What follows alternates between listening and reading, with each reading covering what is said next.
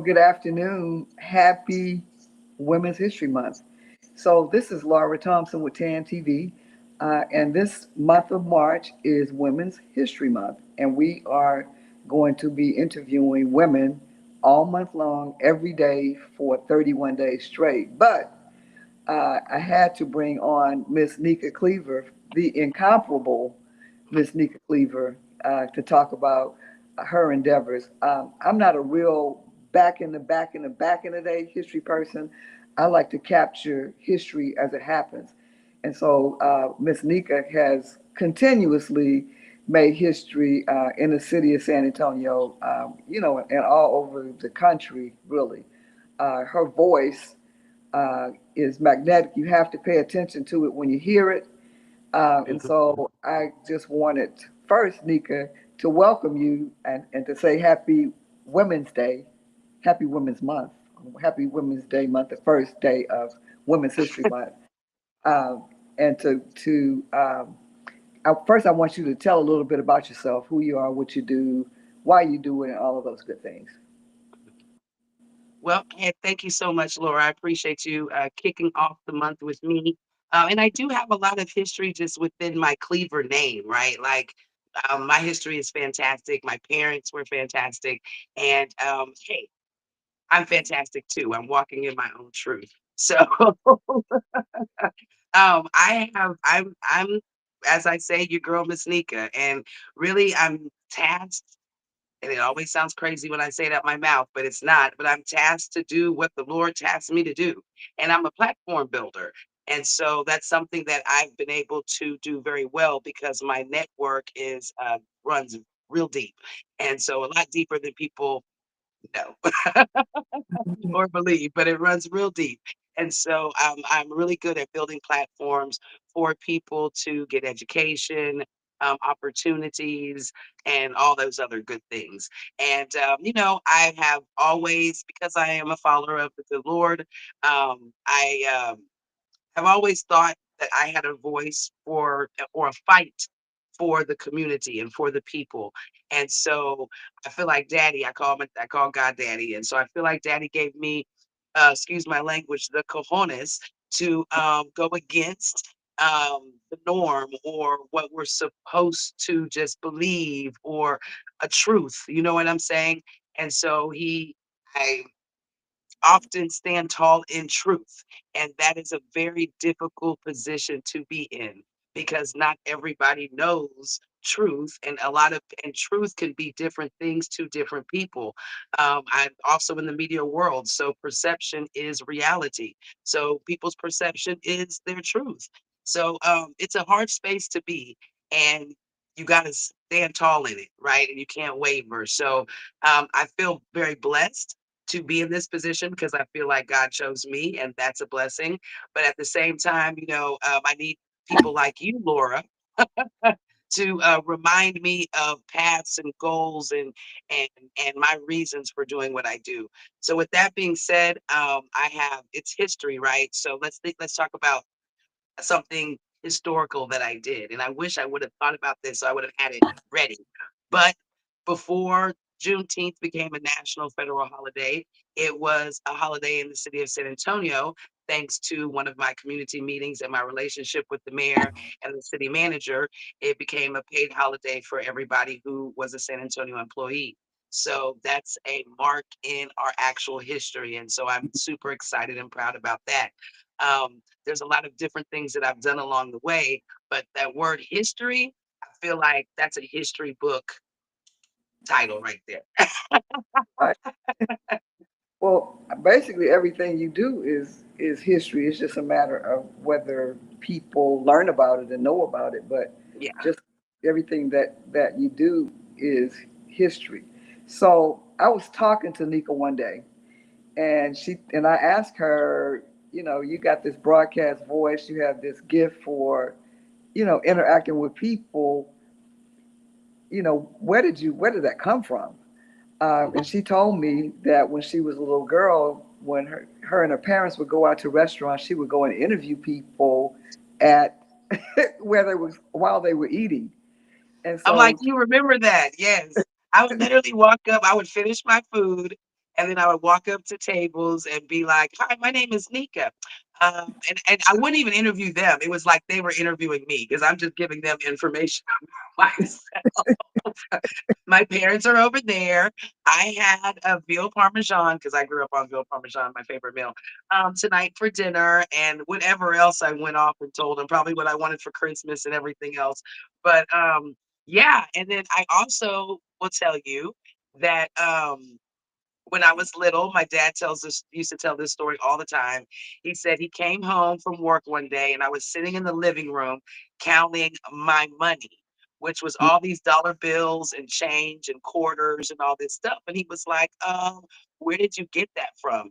And I said, I earned it. Like I went and sold my art. And he was like, what are you talking about?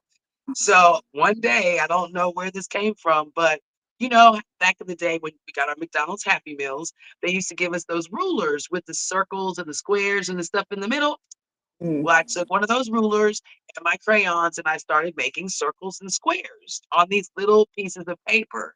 And then I got it in me to go door to door in my neighborhood and that sell them for 25. that's too funny. So the other thing she told me, she probably doesn't remember this either, but she's a graduate from Texas A&M University, and so she Well, I didn't became an graduate. I went there for 3 years. I didn't graduate. I didn't graduate because my mommy passed away and I had to come oh home. But oh I did go to Texas A&M University, yes. oh okay. So but anyway, she said she organized, all of the kids on campus to do volunteer work and to work within the school and with the students. So tell us a little bit about that experience. Well, I actually founded my own sorority while I was at Texas A&M. So, little known fact, my grandfather was the vice president of Prairie View A&M. So he was Wow. like, "Nika, are we gonna go to Texas A&M?" Or he's like, "Are you gonna go?" He just assumed I was gonna go to Prairie View A&M, and M, and I said, "No, I want to go to Texas A&M because I want to play tennis because I played tennis growing up."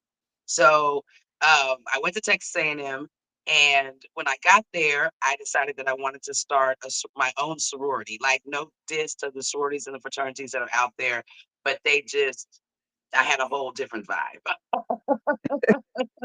So I had this community love, like a really love for this community type work. And so I started this sorority with these community efforts in mind and entrepreneurship really, but I didn't realize it then.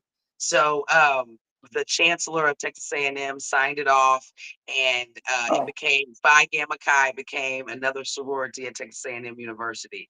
And so that is how I started my community efforts when I was about 23 years old.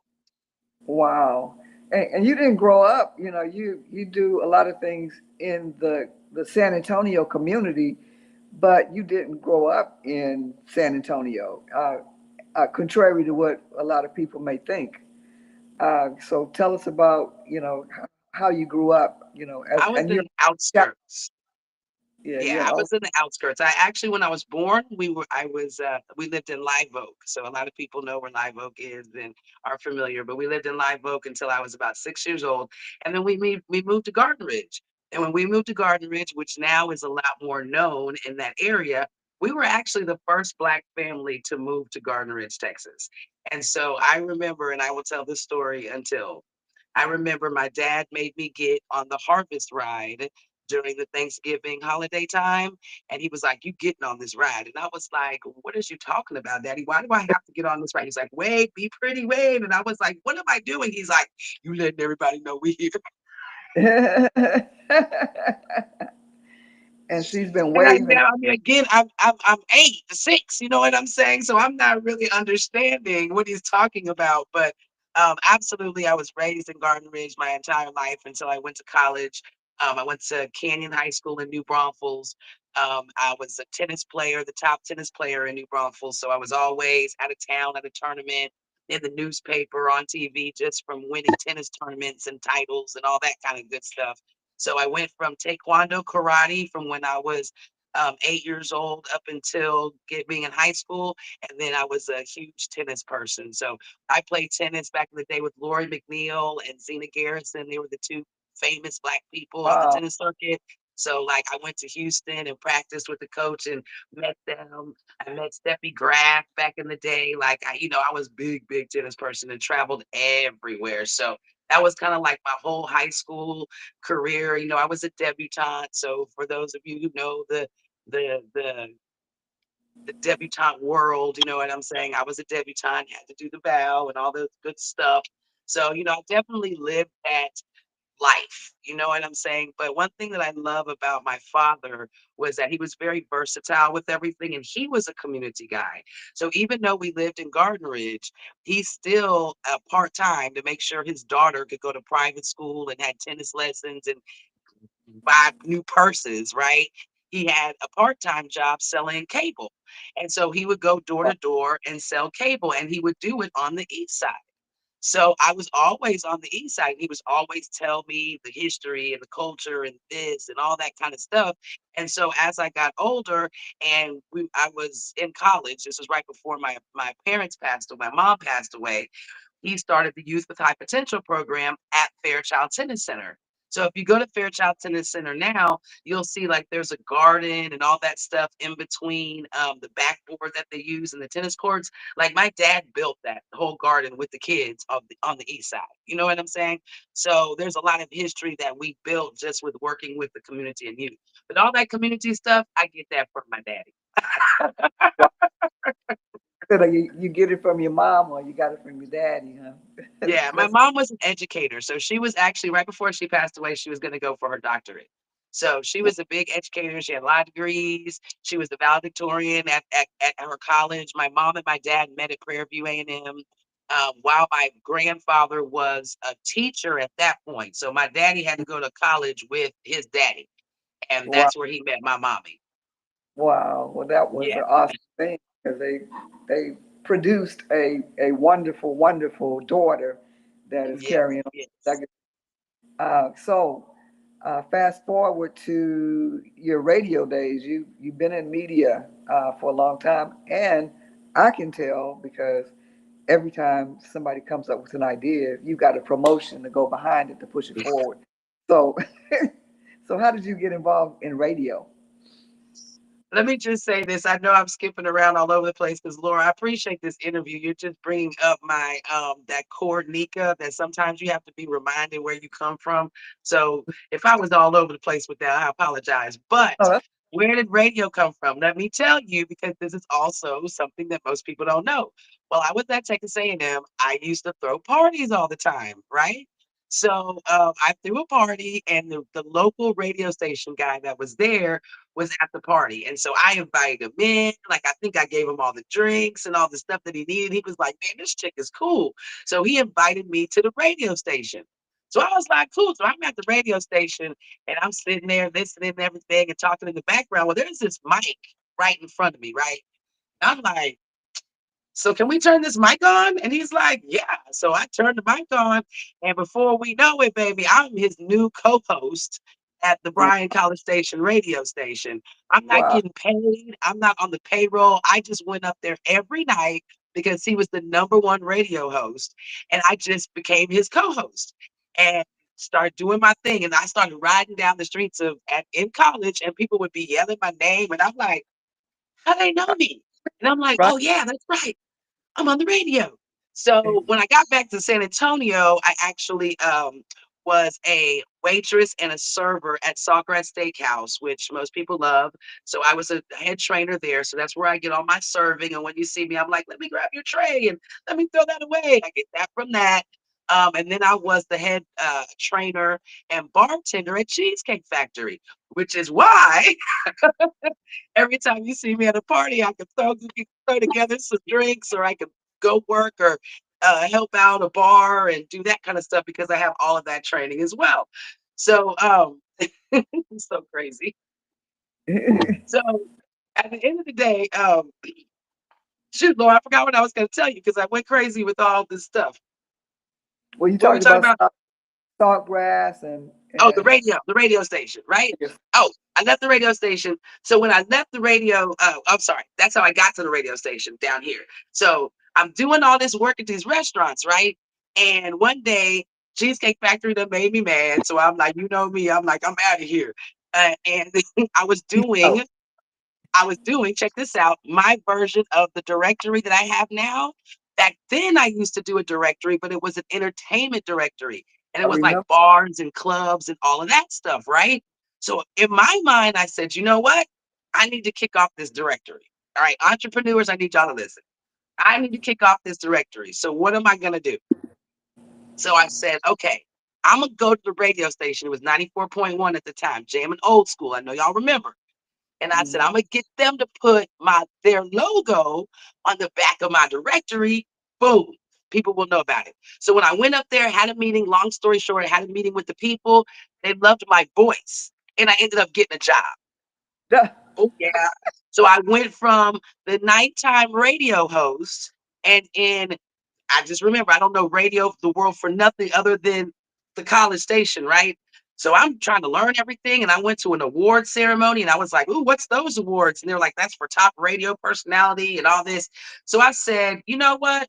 I'm gonna be the number one radio show, and I'm gonna get that award in this place." So of course, you know that people didn't like me, right? Because this girl way too cocky. She ain't never been in radio. What's she talking about? Well, when I tell you, a year later to the day that I got hired, I won that award. I was number one in the night show, and I got hired. I got promoted to the morning show. Oh yeah, Wow. tell me. And that's how I got in the radio world. So when I left there, that's when I went to television for a little bit and started working with Ken's Five and all those stuff. Relationships. These are where my relationships come from. And then I started my own radio station online. And that's the One Radio that many of y'all might have heard of because I had the One Radio for almost a decade where we gave the community a voice, different shows, different events, and a platform for our community to have a voice. Wow. And as a matter of fact, the coffee break actually started on the one radio station. Remember? It did. It did. She was like, I think I'm in the coffee break. And then we were laughing because we were like, well, shoot, you got to drink some coffee. So we had to literally go buy a cup of coffee Right. Oh, and we always had uh, Bill Miller's tea on there. And you was like, wait in a the minute, we coffee cup. But you had the cup, remember? right, And we would keep the right, cup there and then we would pour the tea in the cup because we didn't really want to drink coffee. Yeah. yeah, right, Yeah. yeah, Yeah. That's what happened. right. So you've been on this media journey and this community journey. It seems like all your life. Yeah. And so, just briefly, because we're running out of time, I'm running out of juice. But tell us about what you're doing now and how that's Well, working now out. I'm super excited because we have launched ISSB, and that's the catalog that I'm holding up in right now. This is the print version where you can. I just love this thing where you can find a product, scan it, and go straight to the product and buy it and support small business. ISSB means I support small business, and so it is a platform for business owners to showcase and sell their product. And while the consumer can have a home to support small business and buy products and services from small business owners. And at the same time, we've got a logo too, right? So we can get gear with t-shirts and cups and mugs and all that and tell the world, hey, I'm a person that supports small business. So there's a lot more stuff that's going to come into it, education. And again, different opportunities for business owners to make money and generate money. Like last night, we just left off of one of our launches, which we will have a launch party every month this year. It'll be at a different small business location with different vendors, some of the same, but always new vendors to have the opportunity to make money. And we're going to pin that because I'm going to come back to that for part. But at the same time, bring bring knowledge, showcase the location that we're at, the services or the products or whatever it is that location provides. This time we were at the Med Spa, which was amazing. And last month we were at Trist, also amazing. One's food, another one's services. And so we'll be doing that for the whole year. So last night was amazing. So I want to thank everybody who came out to participate and that showed services. I think that everyone enjoyed themselves thoroughly. Christopher Herring, who is a mayoral candidate, gave everybody a reason of why he was running, which was awesome. And one of the people who vended at the event who literally has never vended before and literally just launched their business probably 9 days ago, sold out of the product. And her samples were the talk of the evening. So kudos to Miss Laura and Laura's buttermilk pies because she had a person just literally come off of social media and say, I came here strictly to buy one of your pies. Didn't even want to taste of it. So, like, I think that these are the kind of events that one can make a new business owner comfortable to break out their shell, to get out there and try and start molding what God has put into you. And two, people who have been doing it for years be able to find new clients and new groups of people who are literally there to support them. And I think that was one of the biggest things I took away from yesterday was the quality of the people who were at that event was just wonderful because they supported, they made meetings to work with folks, at a later date. Um, they really truly networked and they also we got new members and new products on ISSB last night as well. So I'm nothing but thrilled about what's going to happen for the future of this platform. Wow. So this is just a portion of Nika's story. This is not the end for Nika because if you come up to her and ask her anything, she has a way to make it come into fruition. And so we appreciate the work that you're doing, the work that you've done, and the legacy that you're leaving from what your parents instilled in you. And so she is not only a history maker, but she can make your present day uh, activities and business endeavors flourish so that you will be a history maker as well. So, Right. Miss Nika, You're thank the starting point of your history that you're about to create. So that's for sure. And you got a lot of I feel like this was a counseling session too, like I said earlier, because there's some of the things that I forgot that I had even went through that I don't even talk about anymore. But those were parts of the journey of all the knowledge and the things that I know from the things that I know that I do today. Because trust me, when I was a trainer at Saltgrass Steakhouse, we became the training location. That's the training location today because of the wow. work that I did over at Saltgrass Steakhouse. And I redid the whole training book and all of that stuff to better train the staff that was, the employees that were getting hired. So there's a lot of things that, of course, nobody's going to know about, right? Unless we tell them. But it's not just this crazy girl that done showed up one day and thinks, oh, she thinks she knows stuff. No, I've been through it. I've walked the walk. I've walked through the rivers and through the stuff and all that. And with the good Lord, I still stand and I still got more work to do. So, Laura, thank you for the time. And we got more work to do. So I'll talk to you soon. All righty. And be careful what you tell people because they might remember and let other people know, like how you got started I and know. how your journey has been. So we appreciate you. This community loves you, whether they know it or not. And we appreciate everything that you continue to do to support small businesses and our community here in San Antonio.